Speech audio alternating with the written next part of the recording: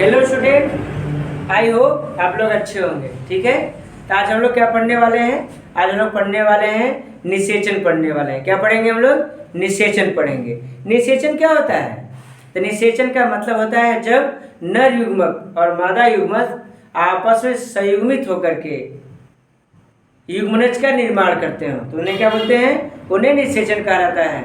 और जो निषेचन होता है ये हमेशा किसके भाग होते हैं? यह लैंगिक जन के ही भाग माने जाते हैं। क्या होते हैं? निषेचन किसका भाग माना जाता है? लैंगिक जन का भाग माना जाता है। निषेचन क्या होता है? निषेचन वह प्रक्रिया होती है जिसमें नर युग्मक और मादा युग्मक आपस में मिल करके क्या होते हैं? युग्मनज का निर्माण करते हैं तो उन्हें क्या बोलते हैं? निषेचन कहा जाता है।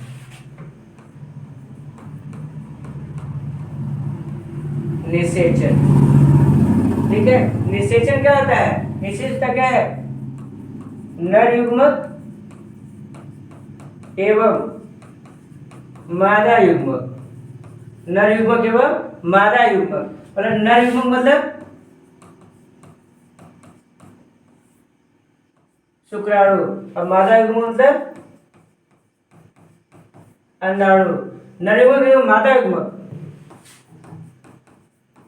आपस में संयुग्मित होकर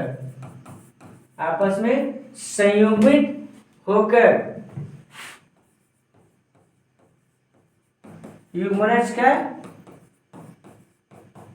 निर्माण करते हैं। उसे क्या कहा जाता है? उसे निषेचन बोलते हैं। निषेचन क्या है? निषेचन वह प्रक्रिया होती है जिसमें नर एवं मादा युग्मक आपस में संयुग्मित होकर के एक युग्मनज का निर्माण कर देते हैं तो उसे क्या कहा जाता है?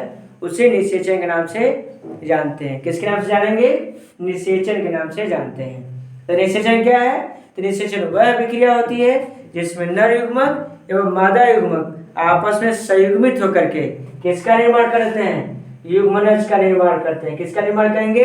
युग्मनज का निर्माण कर देते हैं तो उसे क्या बोलते हैं? उसे निषेचन के नाम से जानते हैं। ठीक है, याद रहेगा आपको कि निषेचन क्या होता है? तो निषेचन वह प्रक्रिया होती है या वह प्रक्रिया है जिसमें नर युग्मक एवं मादा युग्मक आपस में मिल करके किसका निर्माण करते हैं? युग्मनज का निर्माण कर देते हैं।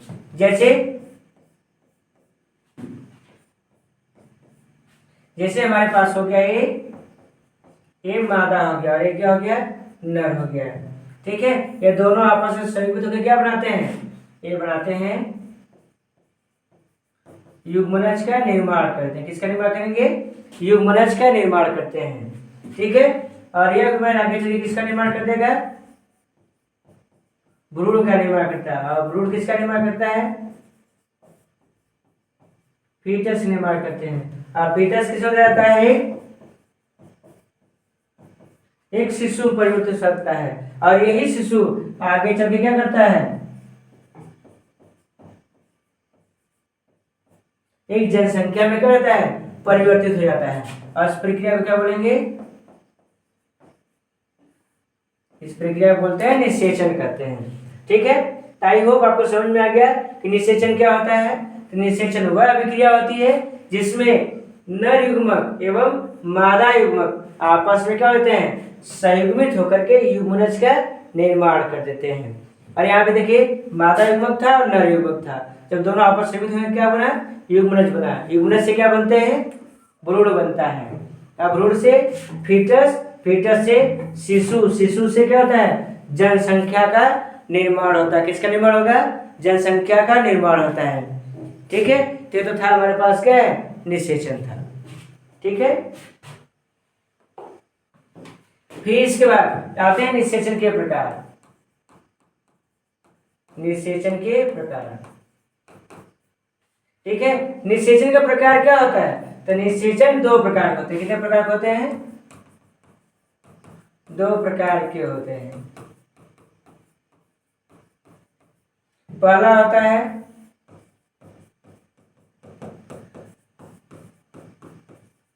अंतर निषेचन और दूसरा क्या होता है? दूसरा होगा बाह्य निषेचन। ठीक है, अंतर निषेचन और वाय निषेचन। चलिए हम पहला पढ़ते हैं अंतर निषेचन।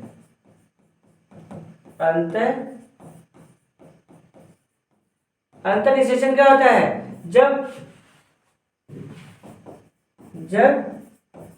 नर एवं मादा युग्मकों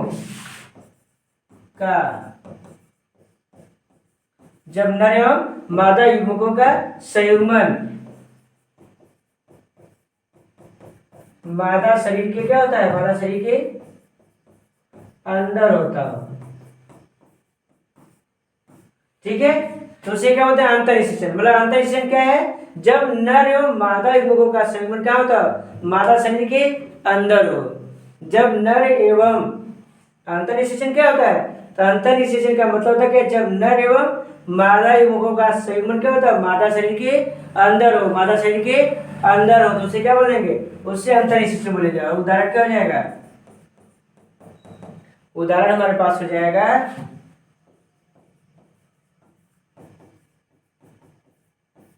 सभी जंतु हो जाएंगे। क्या हो जाएंगे? सभी जंतु हो जाएंगे। फिर दूसरा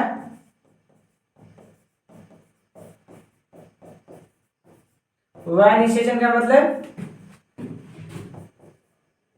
जब युग्मकों का संयुग्मन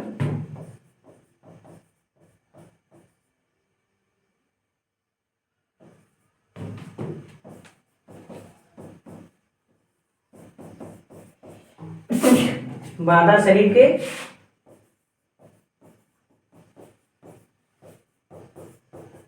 बाहर होता हो। जैसे उदाहरण जैसे क्या है? उदाहरण जैसे मेंढक और मछली हो जाएगी। ठीक है, तो निषेचन के प्रकार, निषेचन कितने प्रकार के होते हैं? दो होता है, अंतर निषेचन और वाय निषेचन। अंतर निषेचन का मतलब क्या होता है? अंतर निषेचन का मतलब होता है कि जब क्या होता है? जब मादा एवं नर जो होते हैं इनका युग्मक संयुग्मन क्या होता है? मादा शरीर के अंदर हो तो उसे क्या बोलेंगे? उसे अंतर निषेचन बोलेंगे। और जो वाय निषेचन का मतलब कि जब युग्मकों का संयुग्मन शरीर की क्या होता है? बाहर होता है। मतलब मादा शरीर क्या होगा? बाहर होगा। जैसे मेढक और मछली होता है। तो ठीक है, तो निषेचन कितने प्रकार के होते हैं? दो प्रकार के। कौन कौन सा? अंतर निषेचन और वाय निषेचन। अंतर निषेचन क्या होता है? अंतर निषेचन वह विक्रिया होती है जिसमें क्या होता है? एक नर युग्मक और मादा युग्मक का संयुग्मन क्या मादा शरीर के अंदर होता है तो उसे क्या बोलेंगे? उसे बोलेंगे अंतर निषेचन। और वाय निषेचन मतलब जब नर एवं मादा युग्मकों का संयुग्मन क्या होता है? मादा शरीर के बाहर हो। मादा शरीर के बाहर हो तो उसे क्या बोलेंगे? उसे वाय निषेचन बोलते हैं। अब हम आते हैं दोहरा निषेचन। क्या आते हैं? दोहरा निषेचन आते हैं। पहली बात, दोहरा निषेचन की खोज किसने किया था? दोहरा निषेचन की खोज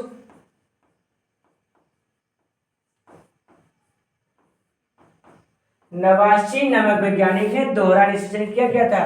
खोज किया था। तो दोहरा निषेचन की खोज किसने किया था? नवासी नामक वैज्ञानिक ने किया था। इसमें बताया गया कि जब एक निषेचित अंडा पुनः किसी लिंग गुणसूत्र के द्वारा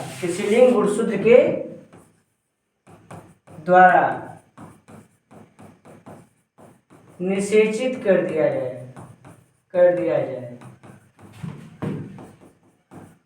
तो उसे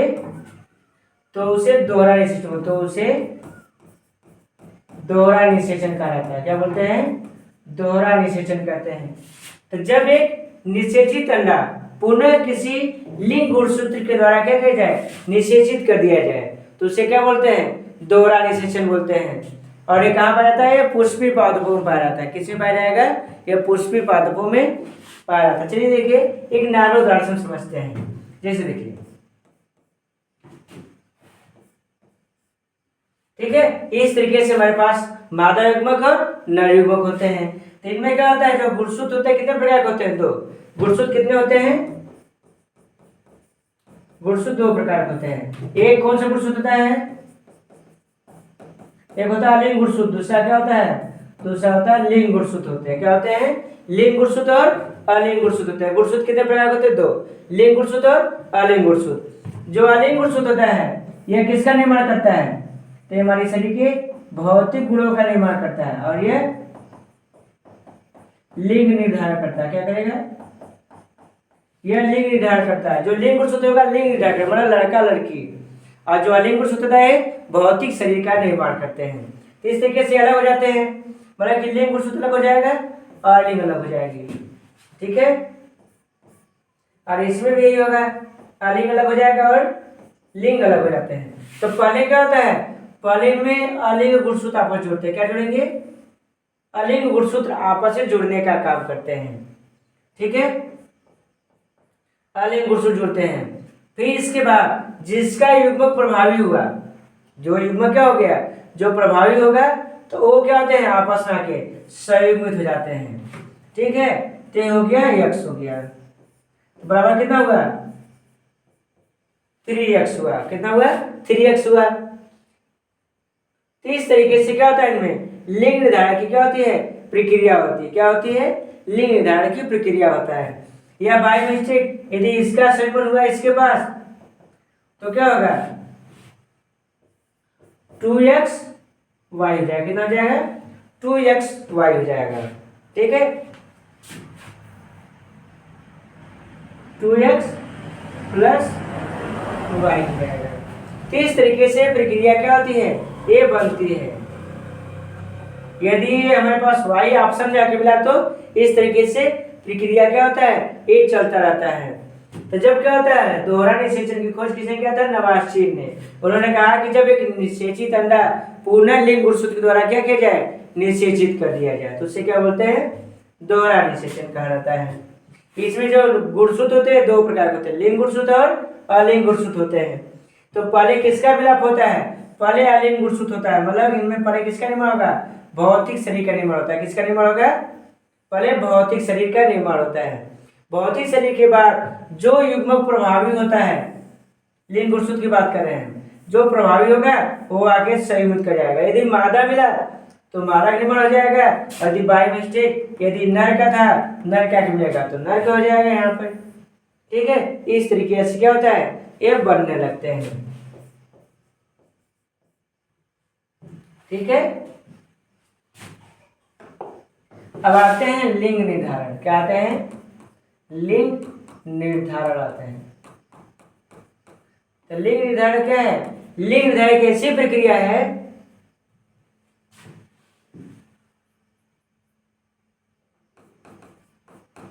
लिंग निर्धारण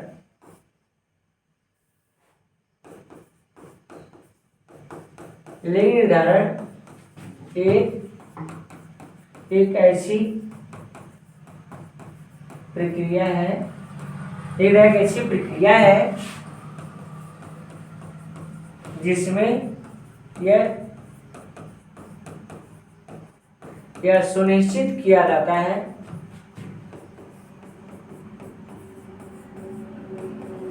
कि लैंगिक जनन के द्वारा, लैंगिक जनन